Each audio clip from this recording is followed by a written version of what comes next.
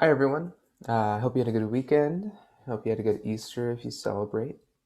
So let's just get right into it. Let me share my screen.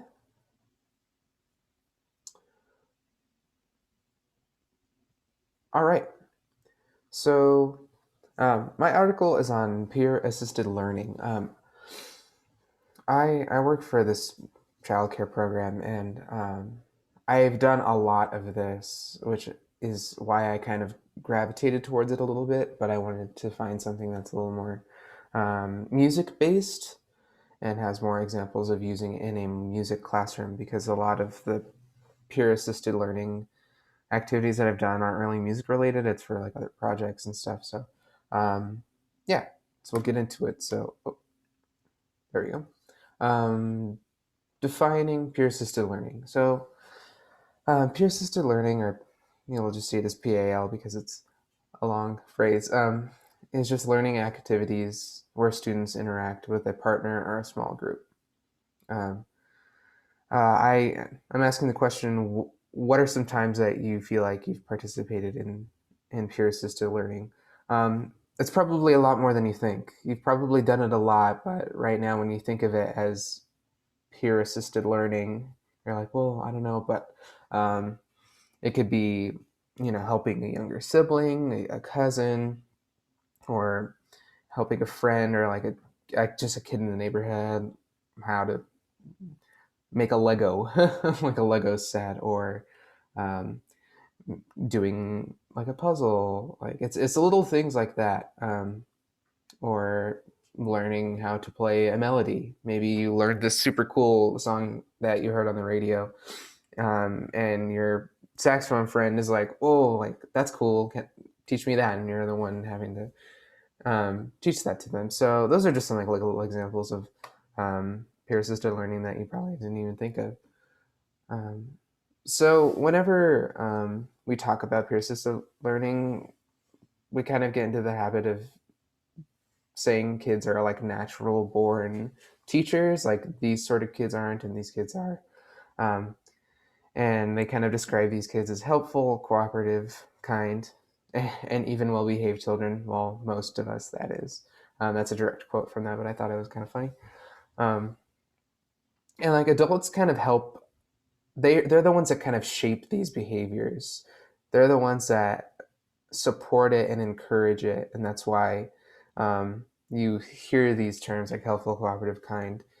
Um, but really, all children have this natural tendency to want to teach, to help, cooperate, and empathize. It's not just a select few that are seen as natural born teachers. It's something that you see with all children, with all humans. They have this natural tendency to want to teach and to help, cooperate, and empathize.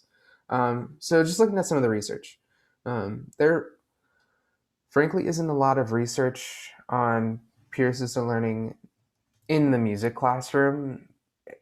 There's a lot of it in other classroom settings that is kind of um, related to music, and so that's kind of what we see here. But um, to start off, infants and young children are naturally inclined to act altruistically and will engage in pro-social behaviors. So to break down some of these terms, altruistically just means that thinking non-selfishly about the feelings and emotions of another person.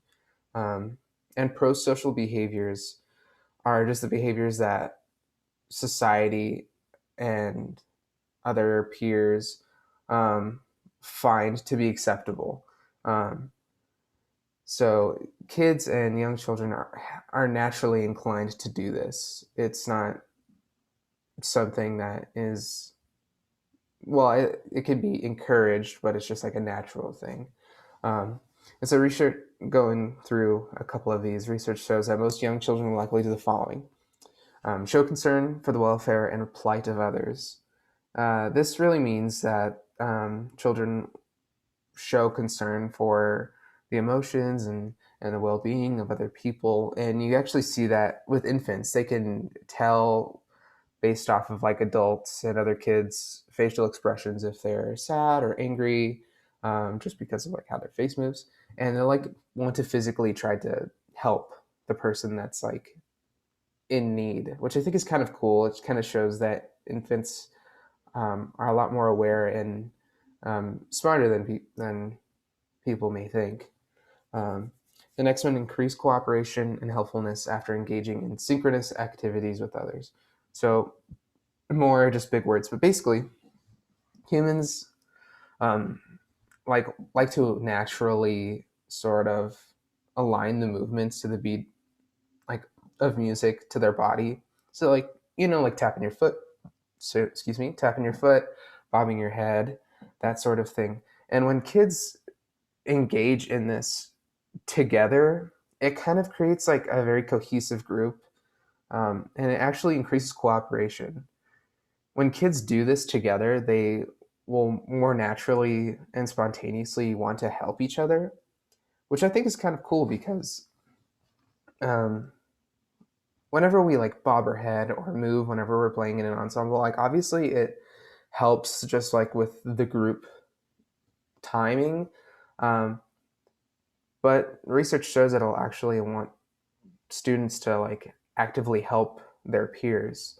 And this is actually something that you see in infants too, where when they like kind of bounce to the beat, they'll like want to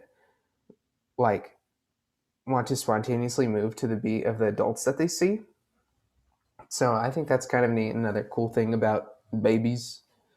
Um, Next one, cooperate with peers on simple tasks and share resources more equally with others if they result from collaborative efforts.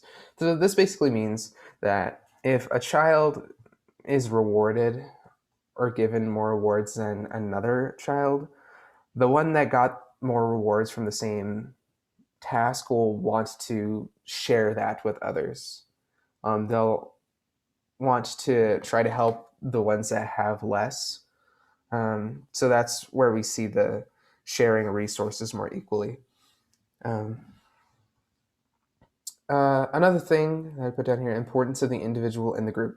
So this is more of a teaching choice where you have to really pay close attention to who you put together in a group or as partners. And you'll see that's kind of a recurring theme throughout the presentation is that you as a teacher have to know your students' strengths and weaknesses, those that can work together well and those that aren't. And I'm sure once you know your kids, once you are in a classroom, you'll understand that. Um, and yeah, so it's just all about choosing wisely. So this quote up here, ultimately, these interactions will benefit all students, both typically developing children and those with disabilities, and contribute to creating a classroom culture of inclusion. So not only is this just helpful for them academically and socially, but this also the main idea is to create a sense of inclusion where students that may not interact with each other as much have an outlet to do so, and they'll feel more comfortable doing so later on. So this all of these practices, and we'll get to strategies in a minute, should be like encouraged often. I don't want to say daily, but often. You want to have like sort of a routine of doing this. That way, um, it becomes more natural. Obviously, you're going to need more structure on how your PAL stuff is at the beginning of the year compared to later, just because they'll get used to that. But yeah, ultimately, this is to help create more inclusion into the classroom. Okay, going on to strategies. It kind of goes from like quickest to longest. So the first one, think, pair, share. So students are tasked to think about a question or problem, pair up, and share their thoughts. This is obviously the quickest one, and it's really easy to do. You can just be like, all right, look to the person to the left of you and say what you liked about that run through, what you think could have been better, that sort of thing. It could either be quick like that, or you could have your students um, individually choose who they want to be. That gives them some sort of choice, which is always kind of nice. But if you're needing to just quickly run through it, or I mean, we all know how rehearsal spaces can be. There's a lot of stuff out. It might be easier just to do a stand partner, the person behind you.